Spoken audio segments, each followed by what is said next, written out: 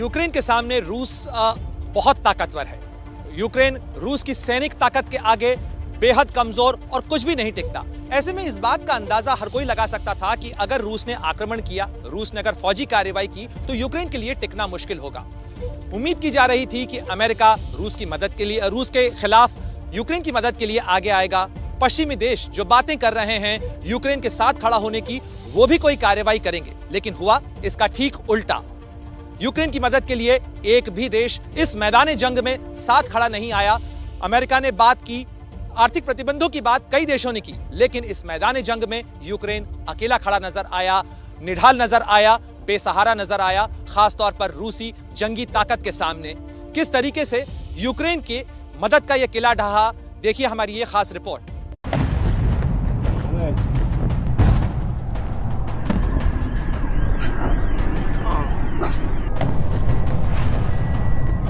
Мене як ціль номер 1.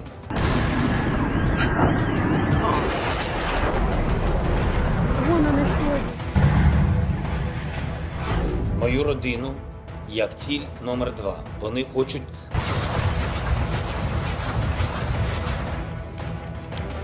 И за что нам это все?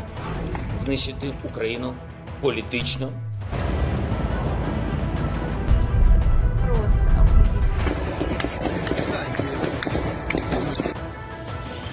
रूस ने यूक्रेन के खिलाफ जब ऐलान जंग किया था तब पूरी दुनिया ने ऐसे तेवर दिखाए थे कि लग रहा था तीसरा विश्व युद्ध होकर ही रहेगा।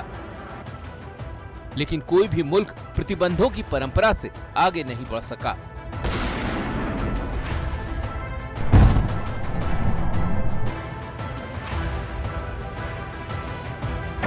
जिस नेटो का नाम लेकर रूस ने यूक्रेन पर चढ़ाई की, वो भी मदद के लिए आगे नहीं आया। अब यूक्रेन को अकेले ही अपनी जंग लड़नी पड़ रही है, या यूं कहें कि धीरे धीरे जंग में मात खानी पड़ रही है। Запитав сьогодні у 27 лідерів Європи, чи буде Україна в НАТО. Запитав прямо. Всі бояться, не відповідають, а ми не боїмось. जंग के मैदान में हालात लगातार बिगड़ रहे हैं।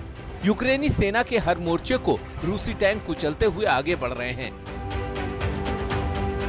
खुद यूक्रेन के राष्ट्रपति को भी अब अपनी जान का खतरा सताने लगा है। За наявною у нас інформацією, ворог позначив мене як ціль номер 1. Мою родину як ціль номер 2. Вони хочуть знищити Україну політично, знищивши главу держави.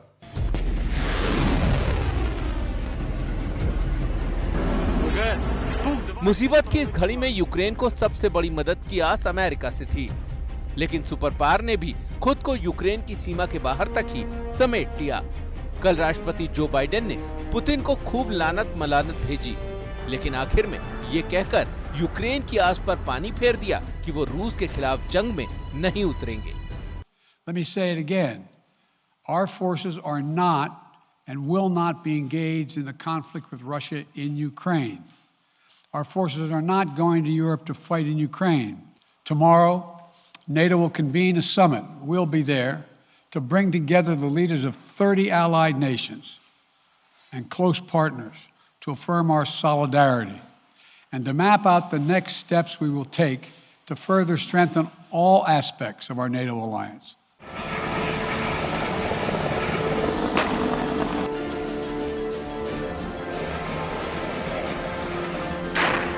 अमेरिका सर्वशक्तिमान है। उसके पास जल, थल और नभ में विशालकाय चतुरंगिनी सेना है, जो मिनटों में यूक्रेन युद्ध के नतीजे बदल सकती है।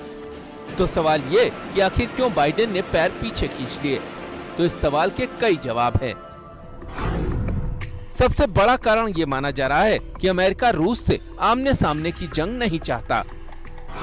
अफगानिस्तान में अमेरिका की जो फजीहत हुई, वैसी नौबत फिर न आए, इसलिए भी अमेरिका आगे नहीं आ रहा। कोरोना ने अमेरिकी अर्थव्यवस्था को चोट पहुंचाई है।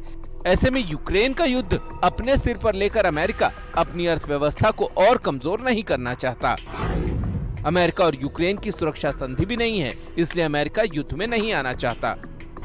यूक्रेन की वजह से अमेरिका के हित सीधे प्रभावित नहीं हो रहे, इसलिए भी बाइडेन युद्ध से दूरी बनाए हुए हैं। और मुमकिन है कि नाटो देश भी यूक्रेन की लड़ाई में नहीं कूदना चाहते, इसलिए अमेरिका आगे नहीं आया।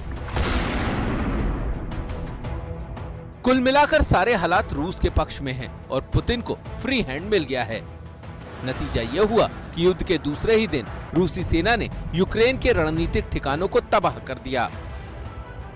रूसी मिसाइलों की मार से इमारतें जमींदोज हो गई हैं और यूक्रेन के आसमान में रूस के लड़ाकू विमान मौत का परवाना बनकर गरज रहे हैं।